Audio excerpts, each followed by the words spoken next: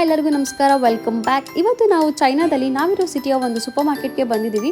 Super market ಅಲ್ಲಲ್ಲೇ ಚೆನ್ನಾಗಿ ಸಾಮಾನುಗಳೆಲ್ಲ fill ಮಾಡಿ ಇಡ್ತಿದ್ದಾರೆ. ಏನು ಸ್ಪೆಷಲ್ ಅಂತ ಅಂತೀರಾ? ನಾವು ಹೇಗೆ ಯುಗಾದಿ ಹಬ್ಬ ಸೆಲೆಬ್ರೇಟ್ ಮಾಡ್ತೀವಿ, ಹಾಗೆ ಚೈನೀಸ್ ಕೂಡ ಅವ್ರದ್ದೇ ಒಂದು ಸಪ್ರೇಟ್ ಹೊಸ ವರ್ಷನ ಸೆಲೆಬ್ರೇಟ್ ಮಾಡ್ತಾರೆ, ಅಂದರೆ ಚೈನೀಸ್ ನ್ಯೂ ಇಯರ್.